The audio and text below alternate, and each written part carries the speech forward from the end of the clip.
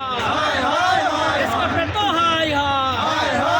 ONGC, hi, hi.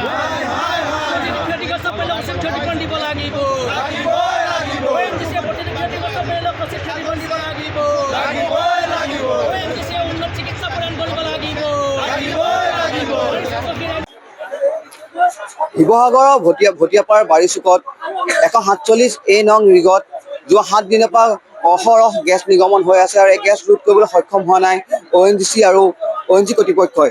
আৰু মই বৰ্তমান উপস্থিত আছোঁ এই গেছ নিৰ্গমন হোৱা স্থানত আৰু ইয়াত আজি কৃষক মুক্তি আৰু স্থানীয় ৰাইজে ইয়াত আপোনাৰ প্ৰতিবাদ সাব্যস্ত কৰিছে। যিসকলে স্থানীয় লোক আছে সেইসকল লোকে ইয়াত কি খেতিপণ পাব লাগে খেতিপণ পোৱা নাই, সেইটো কাৰণে আপোনাৰ প্ৰতিবাদ কৰিবলৈ হৈছে।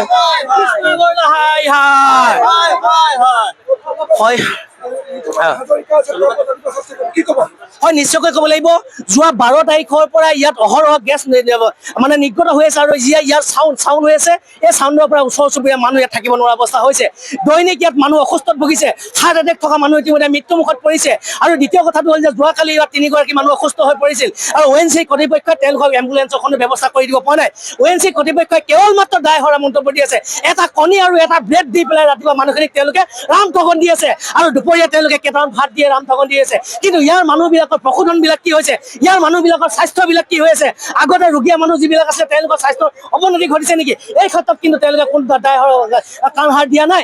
উন্নত মানদণ্ডৰ চিকিৎসা শিবিৰ আনি পেলাই ইয়াত চিকিৎসাধীন হৈ থকা মানুহবিলাকক তেওঁলোকে চিকিৎসা কৰিব লাগিছিল, এইবিলাকো কৰা নাই। মুখ্যমন্ত্ৰী ডাঙৰীয়া আহি কৈ থৈ গ'ল 25,000কৈ টকা প্ৰতিটো পৰিয়ালক দিব লাগিব, কিন্তু প্ৰতিটো পৰিয়ালে 25,000 টকা এই মুহূৰ্তলৈকে পোৱা নাই। বহু মানুহ থাকি গৈছে এই মুহূৰ্তলৈকে পাবলৈ। কেৱল 25,000 টকা দিলেই নহ'ব।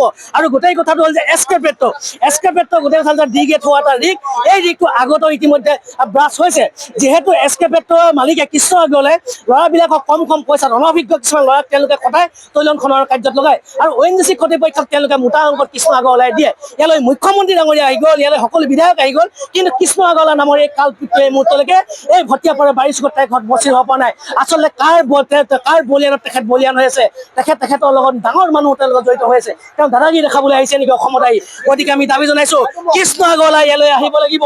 আৰু কৃষ্ণ আগৰৱালা আৰু ONGC কৰ্তৃপক্ষই যাৰ বাবে আচলতে ONGC কৰ্তৃপক্ষৰ বাবে কৃষ্ণ আগৰৱালাই এই ডি গেট হোৱা ৰিগে আজি তৈলখন কৰিবলৈ আহিছে। গতিকে ONGC কৰ্তৃপক্ষই প্ৰতিটো পৰিয়ালক 10 লাখ টকা ক্ষতিপূৰণ দিব লাগিব, অন্যথা কিন্তু ONGC কৰ্তৃপক্ষই হওক, কৃষ্ণ আগৰৱালাই হওক, এস্কেপেট্টোৱে হওক সাৰি যাব নোৱাৰিব। এইধৰণে আপোনাৰ প্ৰতিবাদ সাব্যস্ত কৰিছে আপোনাৰ ইয়াত কৃষক মুক্তি সংগ্ৰাম সমিতি আৰু স্থানীয় ৰাইজে। আৰু ইয়াত আপোনাৰ দেখা যায় ইয়াত আপোনাৰ বহুতো ক্ষতিগ্ৰস্ত লোক আপোনাৰ ইয়াত উপস্থিত হৈছে। আপোনাৰ আমি তেওঁলোকৰ লগত কথা পাতিবলৈ চেষ্টা কৰিম। বাইদেউ কি ক'ব? এইটো ক্ষেত্ৰত যিমানে মানে ক্ষতিপূৰণটো পাব লাগে তেনেকে পোৱা নাই। কিছুমান পৰিয়াল থাকি গৈছে, কি এটা পৰিয়ালক দিব, এটা পৰিয়ালকে ৰঘুনে বুকে থাকিব নেকি? সেইটো নাই পোৱা। মোৰ অকণমান ওচৰতে আছো, এইডোখৰতে কিনাৰতে আছো। কোনে পাইছে বহুতে পালে, কিন্তু বহুত পৰিয়াল থাকি গৈছে। এতিয়া মানে কৈছে মানে ইয়াত এখন নতুনকৈ পোৱা হ'ল, লিষ্টত নাম দিয়ক বুলি কৈছে, কিন্তু গাঁওবোৰে সেইটো কৰি দিয়া নাই। এইসকল লোক আপোনাৰ ইয়াত আপোনাৰ প্ৰতিবাদ কৰিবলৈ বাধ্য হৈছে, কিয়নো এইসকল লোকে আপোনাৰ ক্ষতিপূৰণ পাবলগীয়া লোকক ক্ষতিপূৰণ পোৱা নাই। তাৰ বাবে আজি আপোনাৰ এই ৰাজপথত এই পথত আহি পেলাই আপোনাৰ প্ৰতিবাদ কৰিছে। আৰু ইয়াত মই সামগ্ৰিক পৰিৱেশ দেখাব চেষ্টা কৰিম। ইয়াত আপোনাৰ আৰক্ষী মোতায়েন কৰি থৈছে আপোনাৰ এই প্ৰতিবাদকাৰীসকলৰ বাবে। আৰু ইয়াত যি ৰিগ আছে ৰিগলৈ মানুহ যোৱাৰ বাধা প্ৰদান কৰিবৰ কাৰণে ইয়াত আপোনাৰ আৰক্ষী মোতায়েন কৰি থৈছে। আৰু অনাগত দিনত লক্ষণীয় হ'ব যে ONGCয়ে আৰু মুখ্যমন্ত্ৰীয়ে কৰা যি মন্তব্য, সেই মন্তব্য কিমানটো সক্ষম হয় আৰু তেওঁলোকে ক্ষতিপূৰণ পাব নাপাব। যিকোনো খবৰৰ বাবে যোগাযোগ কৰক 7099017330 লগতে 7099017110 নম্বৰত।